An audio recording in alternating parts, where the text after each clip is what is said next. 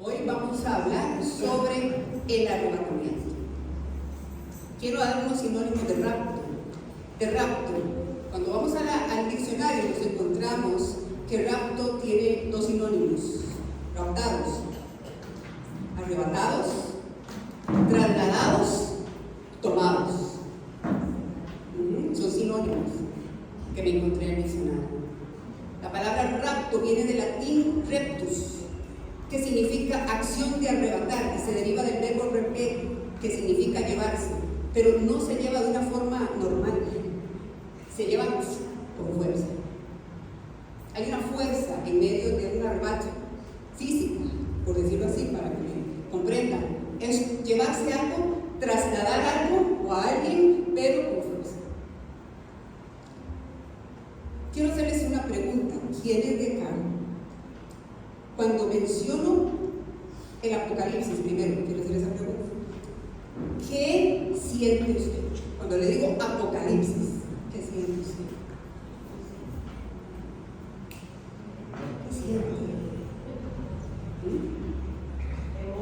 Temor. Y me gusta mucho la sinceridad, así que tenemos que ser sinceros. ¿Qué más? Susto, miedo, angustia, terror. Ahora voy a hacer una encuesta.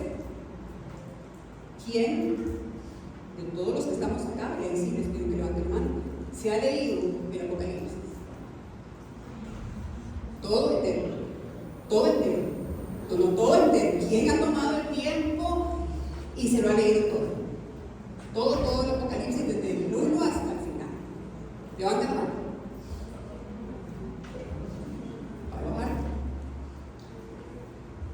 ¿Cuántas veces? ¿Quién levantó por aquí la mano?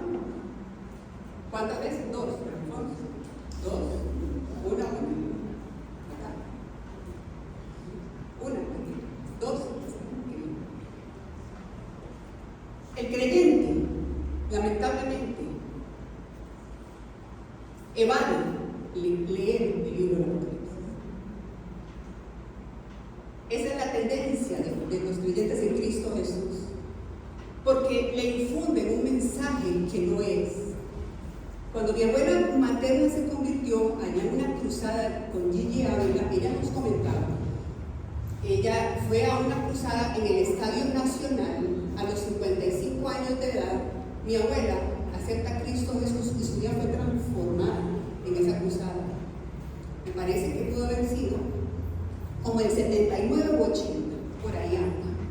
Porque yo nací en el 77 y yo recuerdo muy niña que mi abuela nos decía: viene Cristo. Y por otro lado nos decía: el diablo anda suelto. Y esa era la línea de Gigi Ávila de predicar. Gigi Ávila siempre predicó de los últimos tiempos. Si en el tiempo de mi abuelita, en los años 80, usted leía el Apocalipsis, es muy probable que la mayoría de cosas que ahí están no las vamos a entender.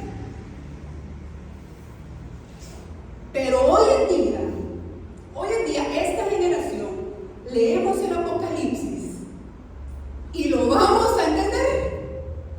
El Apocalipsis es un libro hermoso, lleno de esperanza para el creyente. Es de todos los libros el mejor y el mayor. El Apocalipsis nos da una esperanza indescriptible para los hijos de Dios que perseveran hasta el fin. El Apocalipsis es la esperanza, diga conmigo, es esperanza. No tenemos que tenerle ese concepto va a comenzar a ser derribado, porque es la mayor y la mejor esperanza que puede surgir en un ungido, un escogido, un redimido por el Señor. Amén. Es interesante porque obviamente la Biblia en el Apocalipsis nos describe lo que va a acontecer en los últimos tiempos.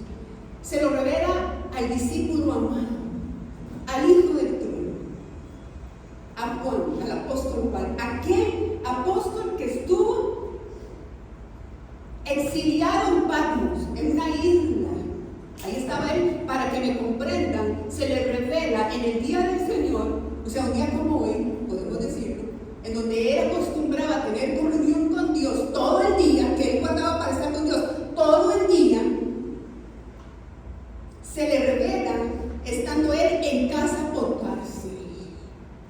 Juan no estaba en un hotel 5 estrellas con todo incluido. No.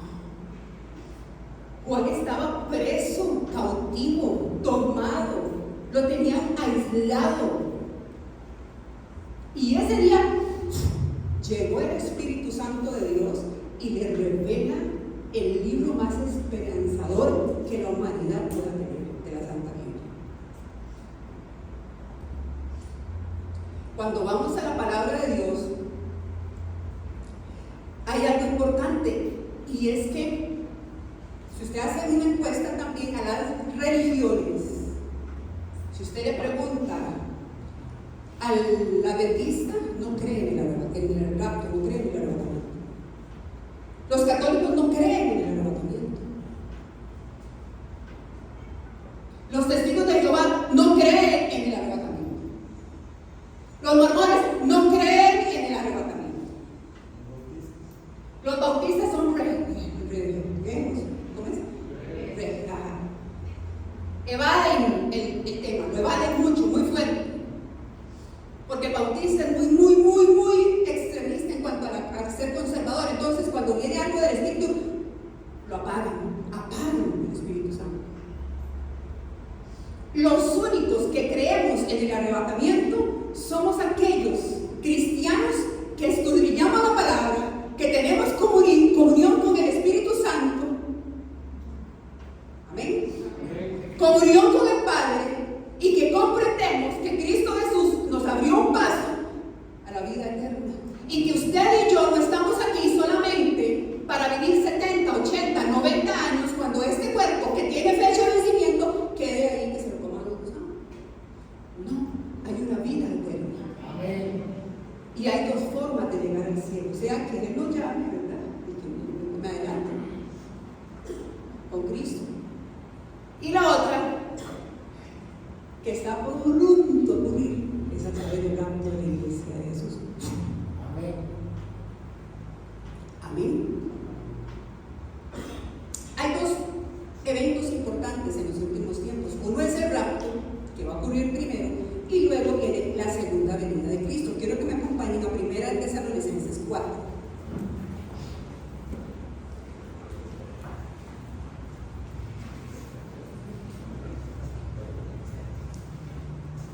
Búsquelo tranquilo, vaya ahí, dice. Vaya ahí, dice. Son las cartas de Pablo.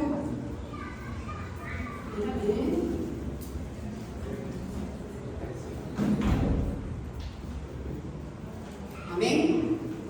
1 Tesalonicenses 4, del 13 al 18. Tampoco queremos, hermanos, que ignoréis acerca de los que duermen, para que no os entristezcáis como los otros que no tienen esperanza. Porque si creemos que Jesús murió y resucitó, así también traerá Dios con Jesús a los que durmieron en Él. Por lo cual os decimos esto en palabra del Señor, que nosotros que vivimos, que habremos quedado hasta la venida del Señor, no precederemos a los que durmieron, porque el Señor mismo, con voz de mando, con voz de arcángel y con trompeta de Dios, descenderá del cielo, y los muertos en Cristo resucitarán primero. Luego nosotros, los que vivimos, los que hayamos quedado, seremos arrebatados juntamente con ellos en las nubes para recibir al Señor en el aire, y así estaremos siempre con el Señor. Por tanto, alentados los unos a los otros con estas palabras. ¿Cuántos le pueden dar la gloria a Dios? Amén. ¿Cuántos tienen parientes, amigos que ya no están, que murieron, digámoslo así, murieron con el Señor? ¿Cuántos? Levanta la mano. Mira qué palabra más llena de esperanza. Dice que ellos están como en una sala de espera especial. Ahí está aquel tío que le predicaba de la palabra, aquella tía cual quizá usted le llevó el mensaje de salvación. Ahí está en ese lugar especial, en esa sala de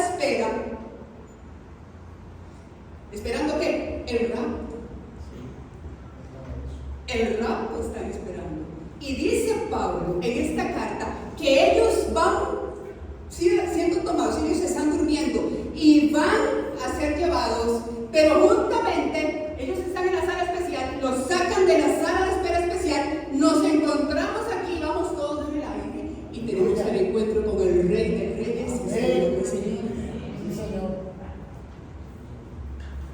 ¿Ven lo hermoso de predicar el Evangelio? Porque apenas alguien se va, parte de aquí, lo primero que uno dice, ¿murió con Cristo o sin Cristo? Eso es lo primero, porque el asunto no, lo malo no es morirse, lo feo es morir sin Cristo. El otro evento es la segunda venida de Cristo. Vamos a Apocalipsis 19. Vamos a leer Apocalipsis 19. Este es otro evento que es posterior al arrebatamiento. 19:11.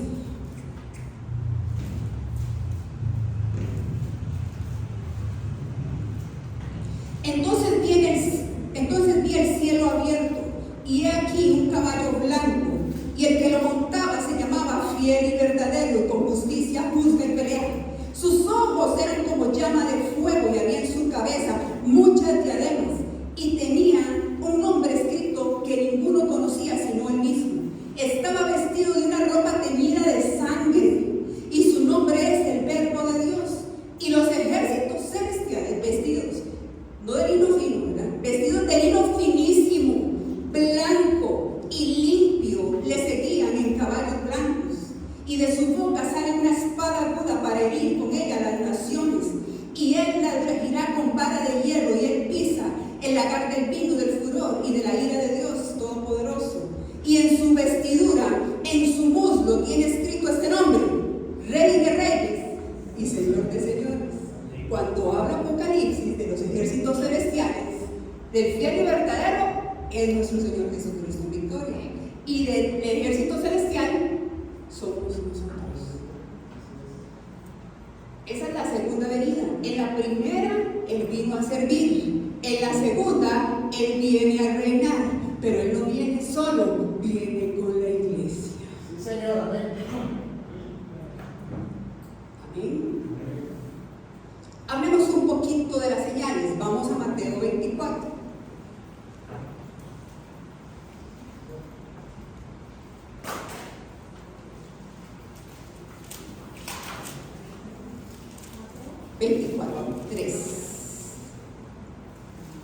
Mateo 24:3.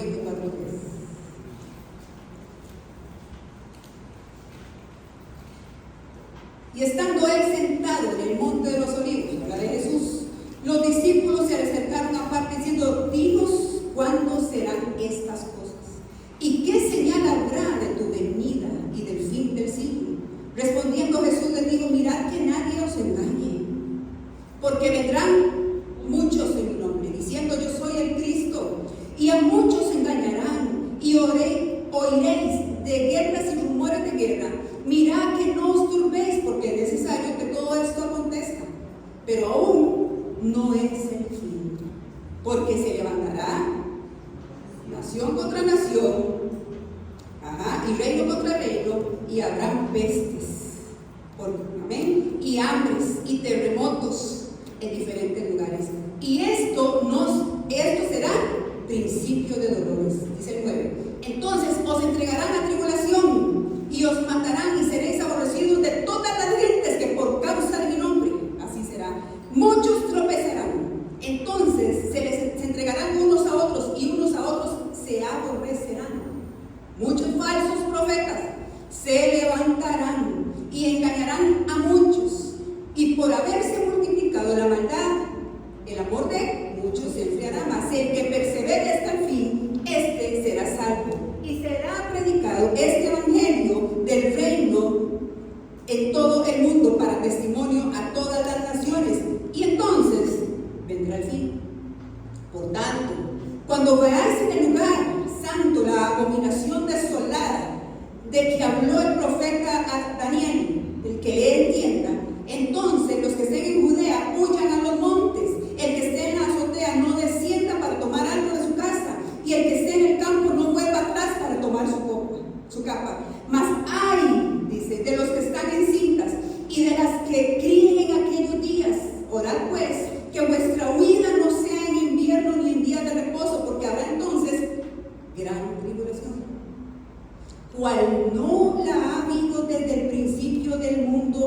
ahora ni la habrá. Y si aquellos días no fuesen acortados, nadie sería salvo. Mas por causa de los escogidos, aquellos días serán acortados. Entonces, si alguno dijere, mirad, aquí está el Cristo, mirad, allí está, no lo creáis, porque se levantarán falsos cristos, falsos profetas, harán grandes señales y prodigios, de tal manera que engañarán, si fuera posible, aún a los escogidos. Ya os lo he dicho antes. Así que si os dijeren, mirad, está en el desierto, no salgan, o mirad, está en los aposentos, no crean, porque como relámpago que sale del oriente y se muestra hasta el occidente, así será también la venida del Hijo del Hombre, porque donde quiera que estuviera el cuerpo muerto, allí se juntarán las águilas. Jesús le está enseñando a los discípulos los tres momentos más importantes de los últimos tiempos. Habla primero en principio de dolores, señala principio de dolores. ¿Lo vieron? El primer párrafo habla de principio de dolores, dice rumores de guerra, van a haber hambrunas, pero eso es principio de dolores. Principio de dolores inició en el año 1947, cuando Israel se hizo república. Cuando las Naciones Unidas le entregaron a Israel el pedazo de tierra que hasta el día de hoy todo el mundo se lo quiere quitar. Ahí comenzó el principio de dolores para la iglesia, para los cristianos, para los creyentes en el Señor Jesús. Ahí inicia. Posteriormente, Jesús habla y menciona otros dos espacios y dice, viene tribulación. Y también dice, viene gran tribulación. Según Daniel, y lo especifica a los discípulos y le dice, el que lea, que entienda. O sea, él nos manda a leer la Biblia. Y según la profecía de Daniel, lo que nos enseña, a Daniel se le revela en los últimos tiempos también, al profeta Daniel. Y a Daniel, también como era como un tipo de libro profético y escatológico, o sea, de los últimos tiempos, y como él estaba también preso, estaba también más o menos parecido a lo que estaba Juan, usa símbolos para poder escribir lo que él estaba viendo, porque si no, lo mataban. Entonces hay muchos símbolos en estos dos libros que vamos a encontrar, pero que poco a poco, conforme lo vamos leyendo, lo vamos comprendiendo, porque ya el último sello fue abierto. Y cuando la Biblia habla de sello, se refiere al entendimiento de aquel que tenga el Espíritu Santo de Dios y que lee las Escrituras. Y en Daniel, una semana se refiere a 7 años. Y Jesús lo que está diciéndole a los discípulos es que va a haber un tiempo de tribulación que va a durar 3 años y medio, y que viene un tiempo de gran tribulación que dura otros 3 años y medio. Y según los estudiosos de la Biblia, la semana 69, porque a Daniel se le revelan 70 semanas, la semana 69 prácticamente ya terminó. Estamos entrando a la semana 70. Así es. Y si lo comparamos con las señales que Jesús está hablando en Mateo 24, es evidente que estamos en la semana 70. Principio de dolores ya no estamos, ya pasó. Y podemos decir, si tenemos al Espíritu Santo y si leemos las Escrituras y si escudriñamos, es que estamos entrando en la semana 70, que la iglesia, el mundo entero, está comenzando probablemente entrando a la tribulación.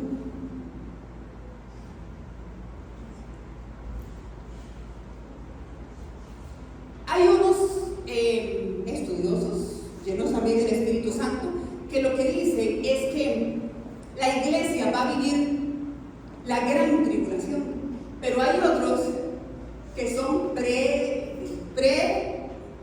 gran tribulación, o sea que nos vamos a la tribulación. Y vienes en la fraternidad de pastores, es bonito el debate, ¿verdad? El pastor nos dice, el pastor Elías, somos de la gran tribulación, nos quedamos en la gran tribulación y en la gran tribulación somos tomados. Y él usa un versículo que ahora más adelante vamos a leer. Pero hay otros pastores que dicen que no, que nos vamos en la tribulación, ¿verdad? Y todos discutimos, pero con mucho amor. Y ellos aprendiendo de unos y los otros de otros, porque aquí lo más hermoso de la Biblia es que el Señor siempre deja ese espacio para que sea revelado por el Espíritu Santo y no por hombres. Vamos a 1 Tesalonicenses 5:9. Este versículo es lo que respalda a aquellos estudiosos de la palabra a decir que la iglesia no va a estar en la gran tribulación. 1 Tesalonicenses 5:9. Que nos vamos en la tribulación según esta palabra.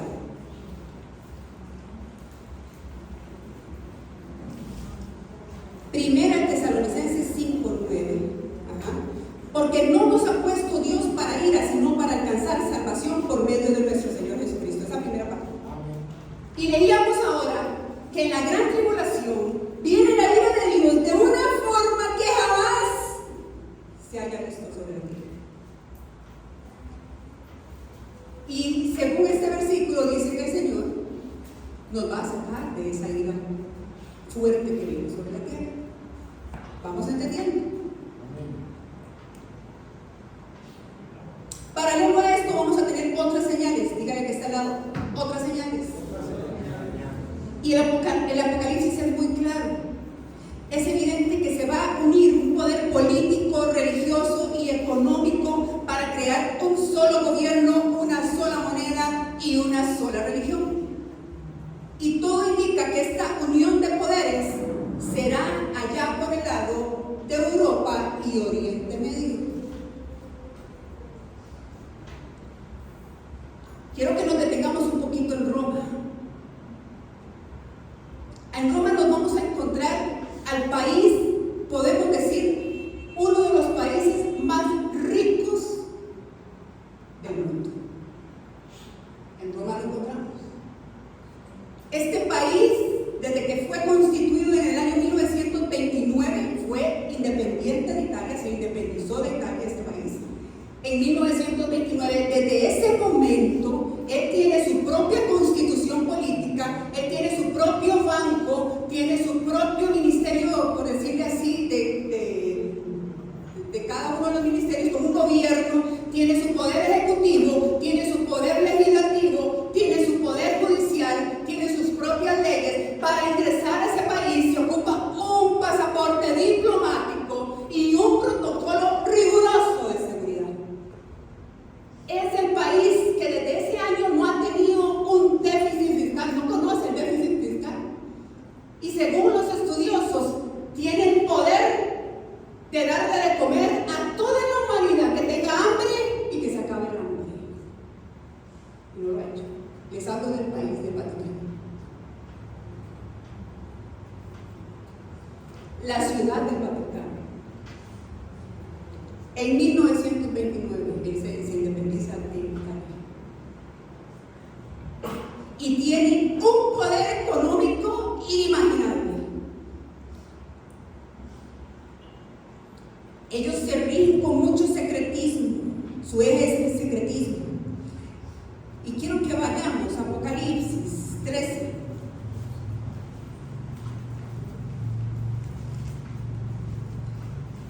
El Vaticano tiene sus ministros, tiene sus diputados, los cardenales.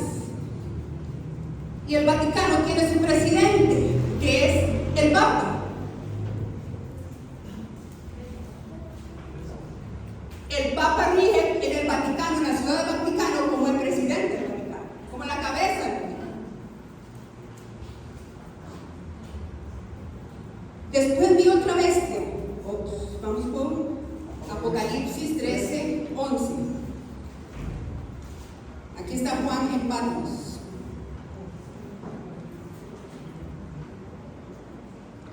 Amén. Después vi otra bestia que subía de la tierra y tenía dos cuernos semejantes a los de un cordero, pero hablaba como dragón. Subraye eso. Y ejerce toda autoridad de la primera bestia en presencia de ella y hace que la tierra y los moradores de la tierra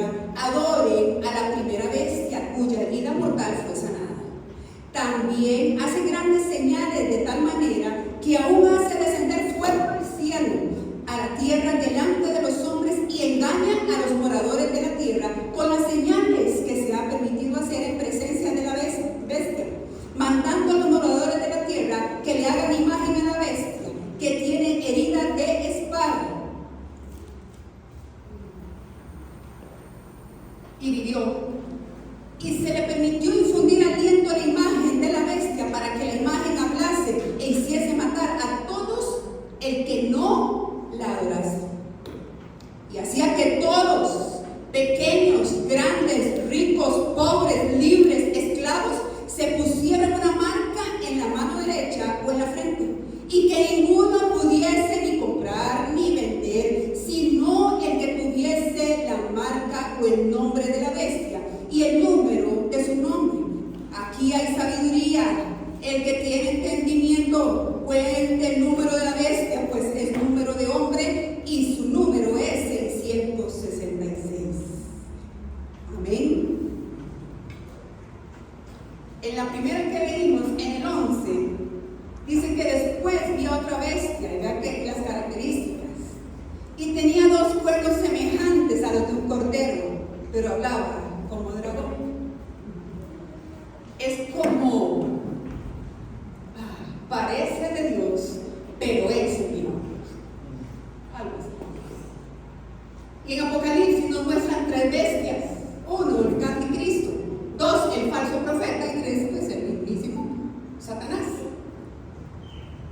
Y aquí habla de dos. Juan menciona algo importante y nos va indicando el Espíritu Santo a través de la palabra cómo surge el falso profeta. El falso profeta va a surgir en los últimos tiempos y él va a gobernar juntamente con el anticristo. Y yo no estoy diciendo aquí quién es el anticristo, ni estoy diciendo aquí quién es el falso profeta. Dios libre. Estoy leyendo la santa palabra de Dios, que es poderosa, que es veraz. Yo no puedo decir cuándo viene Cristo, cuándo se... No puede ser que dure 40 años más. Por favor, no me malentiendan. Estamos hablando de los últimos tiempos. Y también habla de la marca. Y vean si el poder era económico, va a ser económico, que la primera bestia, o sea, el que va a gobernar en los últimos tiempos, va a obligar a las personas, va a terminar la plata, el dinero. Un día me mandaron un post en la que ya usted y yo nos vamos a tener, pero yo creo que yo no estoy. Usted tampoco. Amén. Ya no van a eliminar los celulares. Bill Gates ya lo dijo. Y no es, ¿verdad?, una profecía. Aquí lo está diciendo la palabra. Esta es la verdadera palabra. Esta es la profecía. Y no puede ni comprar ni vender si no tiene esa marca. Esa marca es notoria, es visible y es tangible. Y la pone el enemigo en los últimos tiempos para doblegar al mundo a meterse en ese gobierno fatal. Ya sabemos cómo va a ser la marca. Es por medio de la inteligencia artificial. Y no tengo nada en contra del ChatGPT. Es una herramienta muy buena. Un día de eso me llegó un documento y no entendía nada. Manos, nada. Porque yo no tengo ningún problema con el inglés, porque no sé nada. Y como es de la Embajada de Estados Unidos, no puedo fallar porque eso es muy riguroso. Muy, muy riguroso. ¿Y yo qué hago? Entonces me dicen, no, pero vos se va a quitar sin muy margen, muy pequeño de errores en la interpretación, y creo que es una herramienta buena para muchas cosas.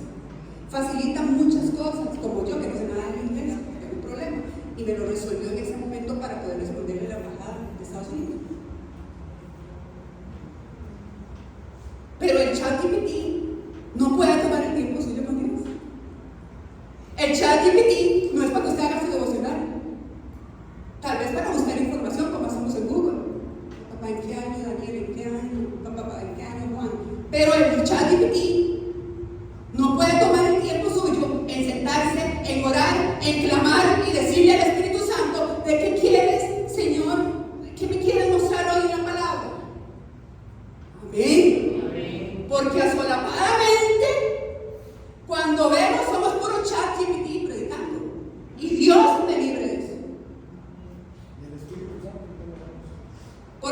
ChatGPT y todas las tecnologías que vengan, porque eso apenas es un cambio.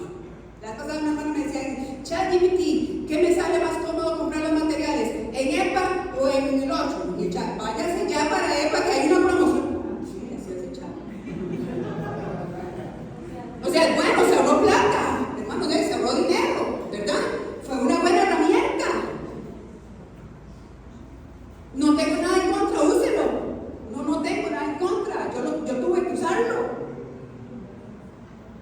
Incluso para buscar información que busco en Google y él me lo puede dar.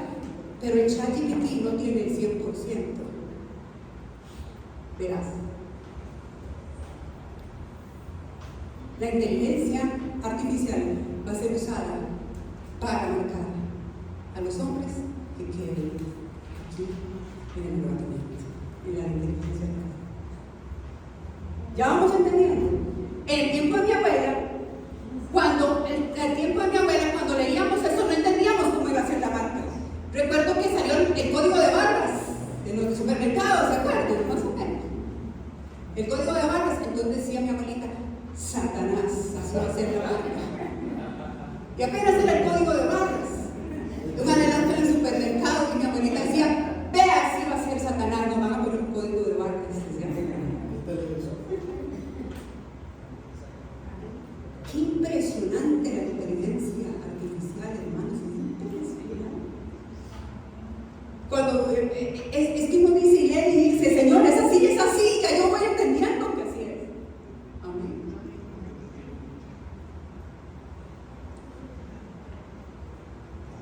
Vamos a ir a Apocalipsis 17.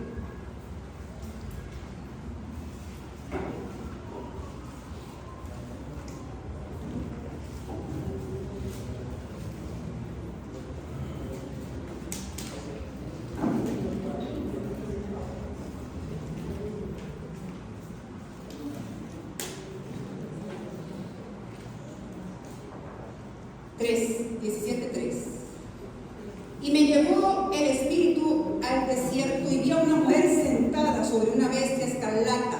Escuchen lo que dice la palabra. Ella va respondiendo nuestras propias preguntas conforme las vamos leyendo.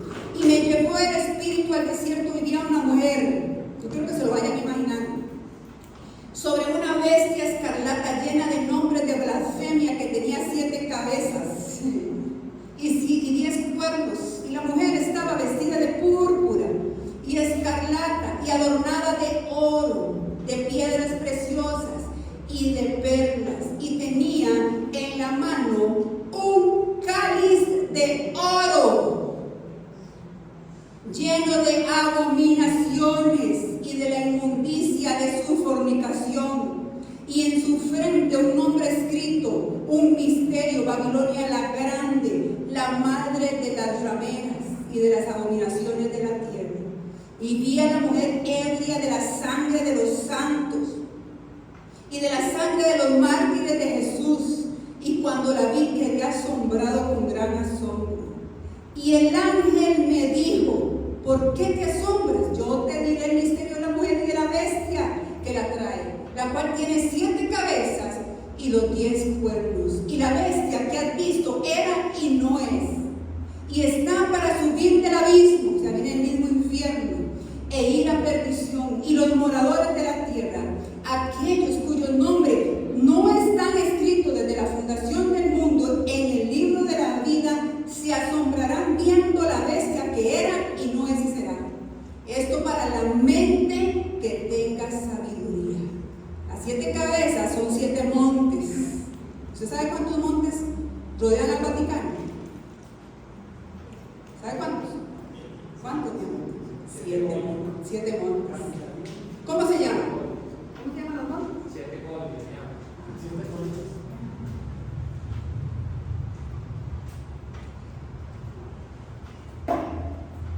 Y son 7 reyes. 5 de ellos han caído.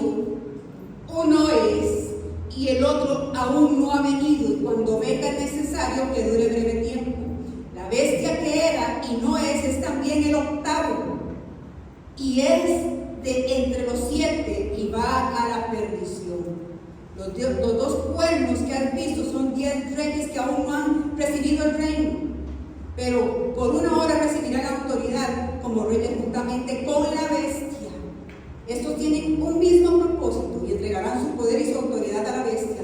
Pelearán contra el Cordero y el Cordero los vencerá, porque Él es Señor de señores y Rey de reyes, y los que están con Él son llamados, elegidos y fieles. Cuando la Biblia habla de la mujer sin nombre, se refiere a la iglesia, pero esta mujer tiene otro detalle, es ramera. ¿Qué es ramera?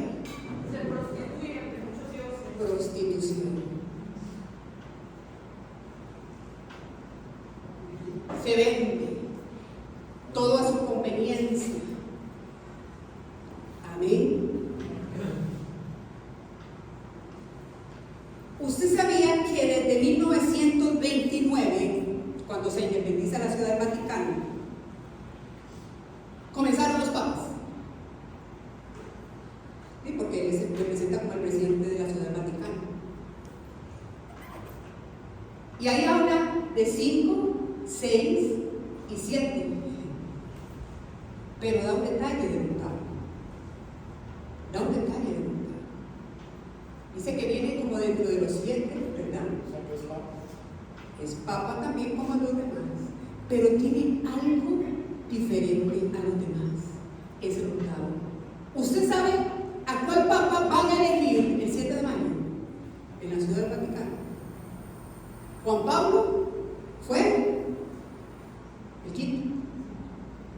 El otro señor, que no puedo pronunciar el nombre, gracias, que dice que estuvo por un poco tiempo nada más, que renunció. 6. Acaban de enterrar a Francisco, el 7, y el que viene esta noche. No lo digo yo, lo acabamos de leer en la Biblia.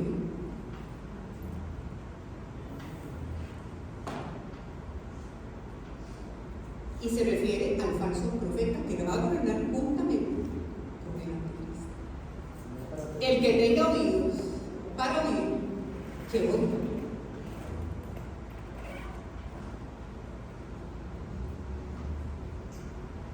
¿Usted cree que fue casualidad ver en medio del funeral de Francisco una fotografía de Donald Trump con Volodymyr Zelensky y Macron, el presidente de Francia, y un cardenal que es como un diputado de la Ciudad del Vaticano poniendo una silla para que se siente, y la prensa así? No era una paparazzi que tomó la foto, estaba a vista y paciencia de la prensa. ¿Usted cree que eso es casualidad? Eso voló por las naciones enteras. En medio de una vela, en medio de un entierro, en medio de un funeral, Donald Trump haciendo esa reunión ahí. ¿Usted cree que es casualidad? En la Ciudad del Vaticano. Ayer me sale una foto creada con inteligencia artificial de la página oficial del presidente de los Estados Unidos, en donde él está vestido de papa. Él mismo hizo la foto y se vistió de papa. Y ahí dice, de la página oficial del presidente de los Estados Unidos, hecha por inteligencia artificial, no es que él se vistió, no, vení, quiero una foto así.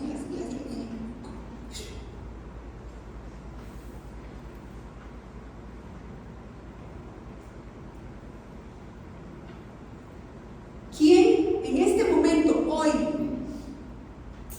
estamos hoy 4 de mayo, tiene la economía mundial así en la mano?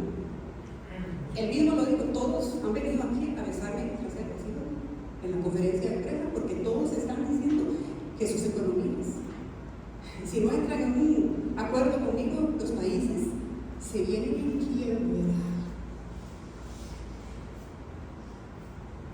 Él lo dijo hace poco. Tienen 90 días a que hagan acuerdo, lleguen a un acuerdo las naciones, que se pongan en acuerdo con él y a todos, hasta la isla donde hay pingüinos, donde viven solo pingüinos, le puso aranceles. Está mandando un mensaje, ¿no, hermanos?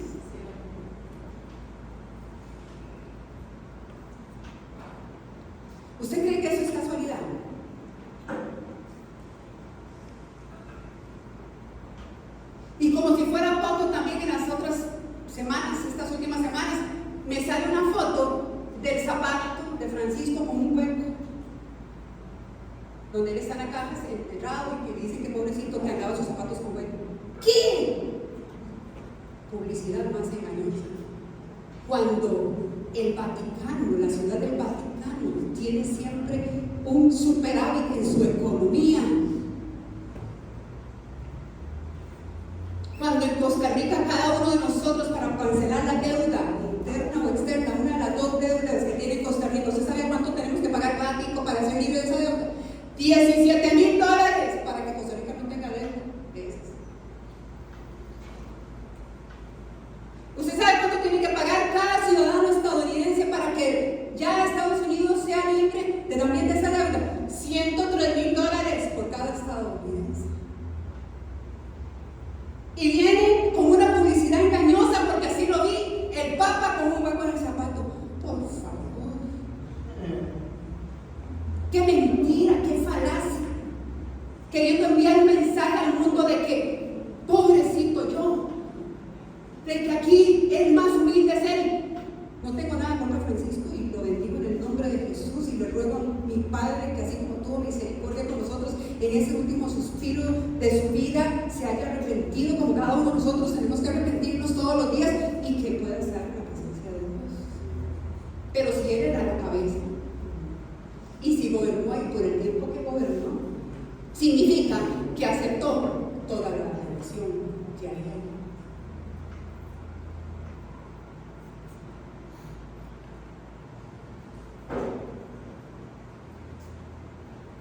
¿Cómo va a predicar este señor y decir que todos somos hijos de Dios? Es una herejía. ¿Cómo va a inducir a una persona al error y no abrir las escrituras y leer, como dice en Juan 1:12? Mas a todos los que le recibieron, a todos los que creen en su nombre, les dio potestad de ser hechos hijos de Dios, los cuales no son engendrados de sangre, ni de voluntad de carne, ni de la voluntad de varón, sino de Dios. Tenemos que aceptar a Cristo para ser hechos hijos de Dios. No todos somos hijos de Dios. Eso es una herejía. Es una mentira del diablo.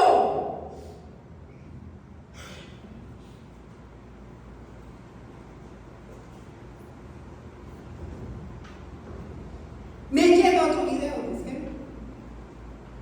Veo, Francesco, perdón, Francesco, que yo decía así, Francesco, antes que usted que decía de ser Francesco, ahora digo Francesco. Llegan y él está reunido con niños, todos los niños, muchos niños en esa reunión, y hay un niño muy quebrantado en la reunión, Francisco con los niños, y él manda a llamar al niño. Puedo calcular un niño entre 8 y 11 años. El niño súper quebrantado, él lo abraza y le habla algo en secreto. No sé si lo han visto. El chiquito algo le dice a Francisco, llorando, pero lloraba, y después adelantan un poco el video y él dice que el niño le da permiso de decir lo que conversaron. El niño estaba quebrantado porque su papá biológico había muerto, iglesia. Se había muerto su padre biológico. Qué dolor, ¿verdad? Pero el niño estaba más quebrantado porque su papá era ateo. Y le dijo a Francisco que como su papá no creía en Dios, el papá no estaba con Dios. Y Francisco le dice en público al niño, ¿cómo era tu papá? Y el niño le dice, era muy bueno, entonces está en el cielo. Era la oportunidad de oro para predicar en ese auditorio y decirle que no somos salvos por obras, que somos salvos por gracia, porque absolutamente ninguno de nosotros vamos a ser salvos por obras. Somos salvos por gracia para que nadie se gloríe. Somos salvos porque uno que era santo se hizo pecador y abrió camino para que tú y yo tuviéramos acceso a la vida eterna. Y se llama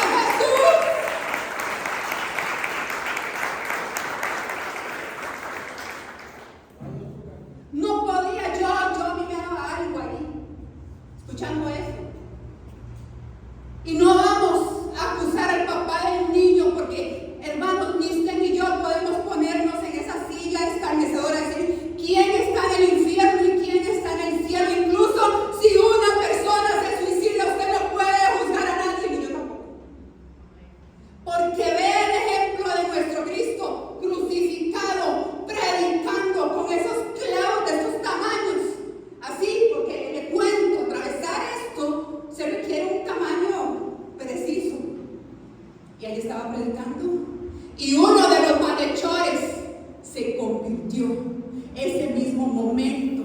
Y yo le ruego también a mi Padre por ese papá de ese niño que tenga misericordia, que al igual que ese malhechor se haya convertido.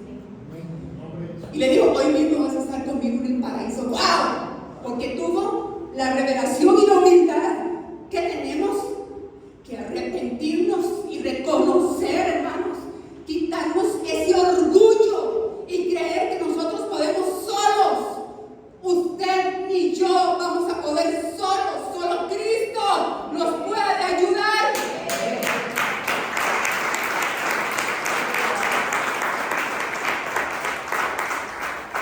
Había más conciencia espiritual en ese niño que en Francisco.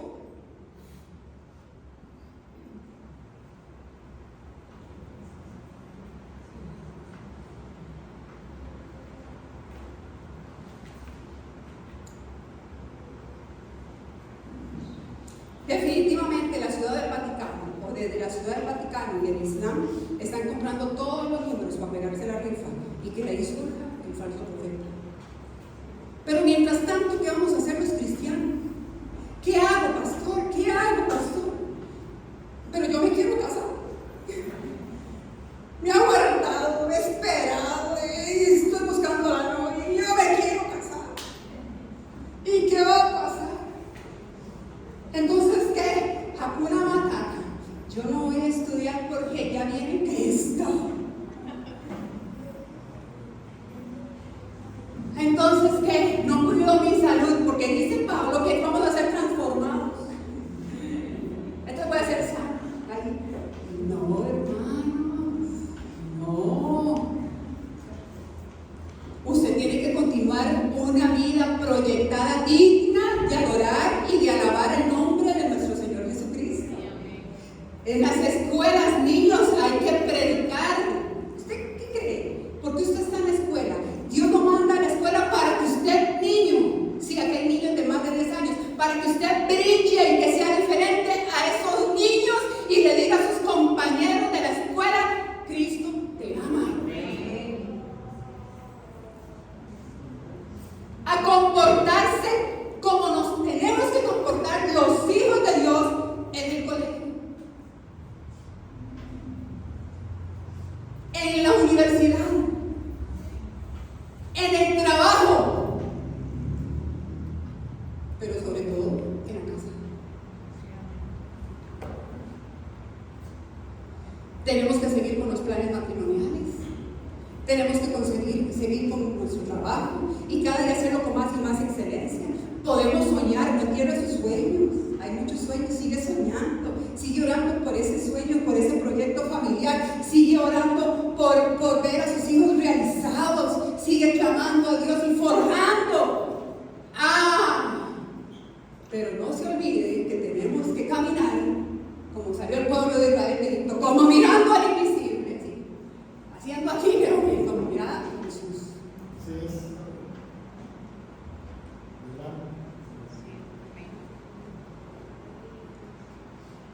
Con la mirada en el autor y consumador, velando, porque leíamos, cuando subrayé, no les dije, yo subrayé en la cita bíblica de Mateo, muchos,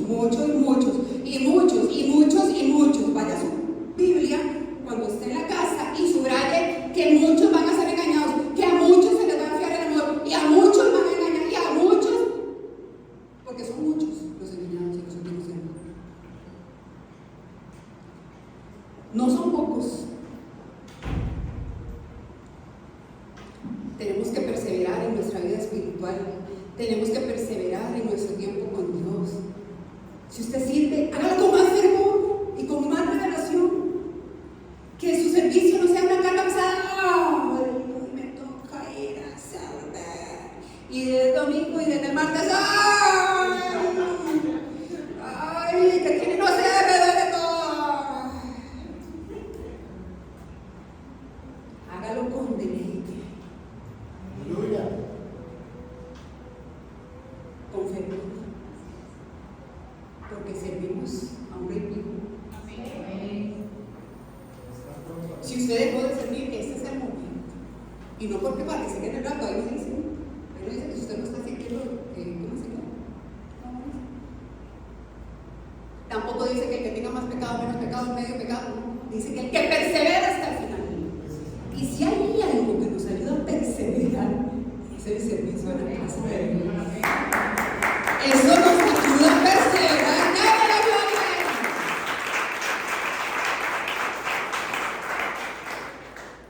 ¿Qué hago, pastor? ¿Qué tengo que hacer? Dígame. Porque es que ponemos un montón de estructuras. Yo soy un pecador, yo soy aquí, yo no puedo acá, yo no sé leer, yo no sé orar, yo no sé. Hermanos, lo que Dios quiere es un corazón dispuesto. El servicio sana. Si dejó de orar, vuelve a orar. Es que yo les tengo 7 días, no importa. Vuelva a la oración. No se atenga a la oración de su mamá, ni de su tío, ni de su abuelo, ni de su esposo, porque ellos no tienen nietos.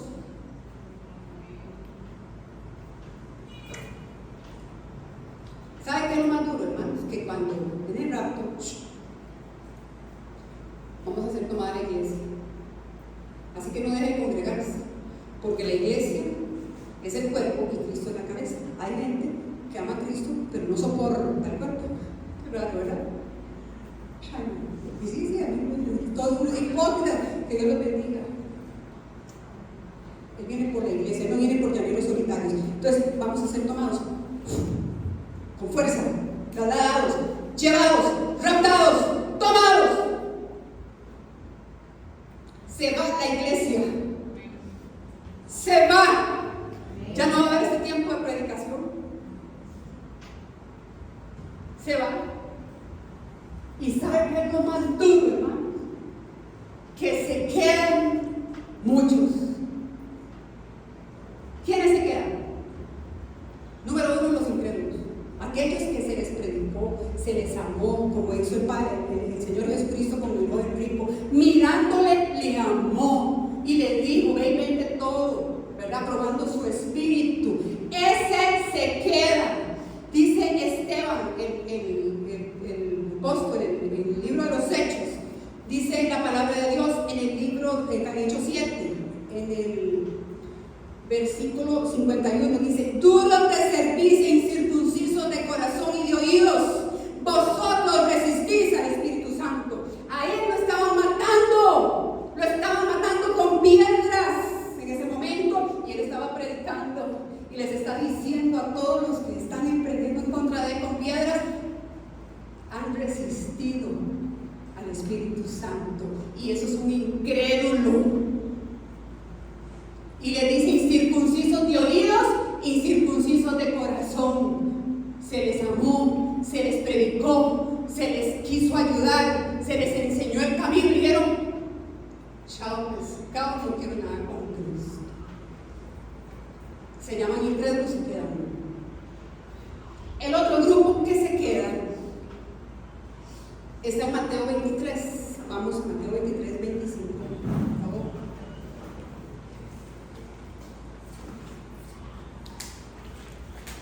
Vamos rápido. Mateo 23, de 25 al 27. Amén. Ay de vosotros, escribas y fariseos hipócritas, porque limpiáis lo de afuera del vaso y del plato, pero por dentro estáis llenos de robo y de injusticia. Fariseo ciego, limpia primero lo de adentro del vaso y del plato, para que también lo de afuera sea limpio. Ay de vosotros, escribas y fariseos hipócritas, porque sois semejantes a sepulcros blanqueados, que por fuera, la verdad, se muestran hermosos, mas por dentro están llenos de huesos de muertos y de toda inmundicia. Así también vosotros por fuera, la verdad, os mostráis junto a los hombres, pero por dentro estáis llenos de hipocresía e iniquidad. Se quedan los religiosos.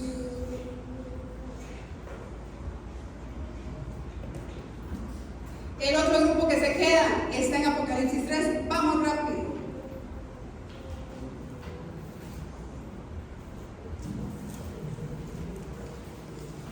Se quedan los religiosos, se quedan los incrédulos.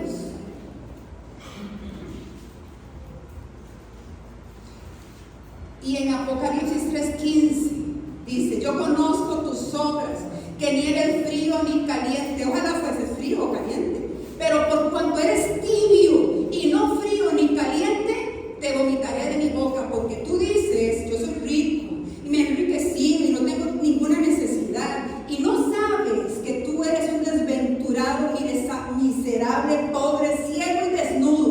Por tanto, yo te aconsejo que de mí compres oro refinado en fuego para que seas rico y vestiduras blancas para vestirte y que no se descubra la vergüenza de tu desnudez.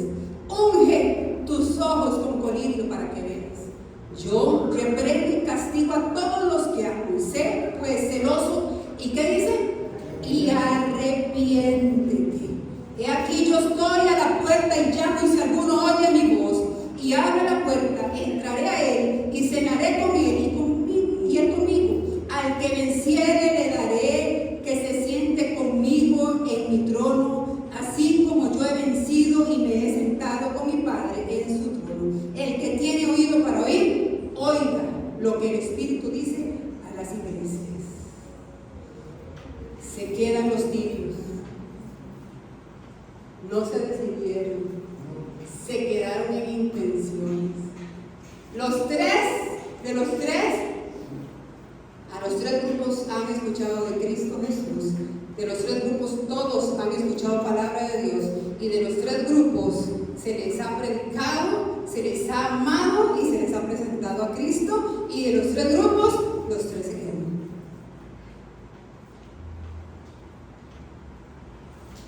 Y si usted lee de los tres grupos, dos de esos grupos se congregan.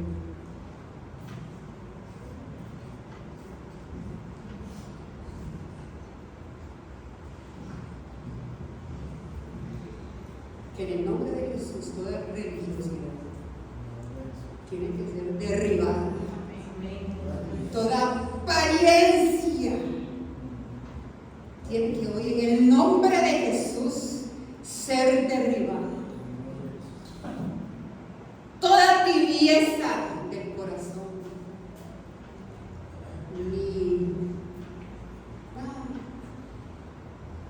Yo le sirvo, pero ¿sabes qué? A mi manera, con mi tiempo, yo voy a orar como yo quiero. ¡Qué altivez! ¡Qué soberbia!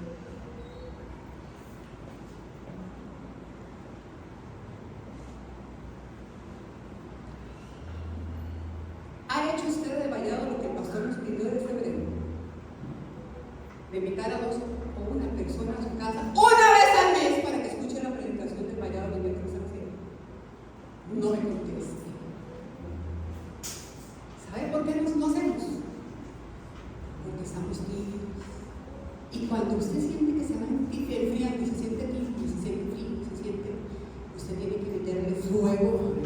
Usted tiene que decir, yo tengo que estar haciendo la voluntad de mi Padre. Yo tengo que hacer de las cosas de mi Dios un deleite. Todas las disciplinas espirituales tienen que hacerse un deleite y nunca una carga. El miércoles aquí hicimos un llamado. ¿Quién está dispuesto a abrir la casa para un grupo de oración, para una noche de discipulado? ¿Quién le dice al Señor, aquí estoy yo y aquí están mis recursos?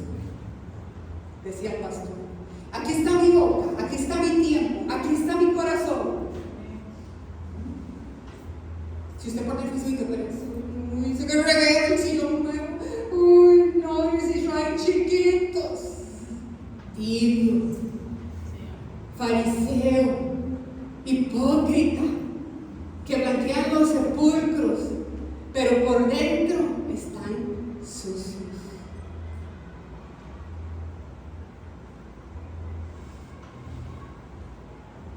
El pastor no lo puede usted obligar ni a congregarse, ni a orar, ni a servir, ni a ofrendar, ni a limpiar el templo, ni a diezmar, nada, porque sería una secta. Y se supone que usted sigue a Cristo por amor. Y se supone que usted y yo tenemos a que nos revela Cristo Jesús, que se llama Espíritu Santo. Pongámonos en pie.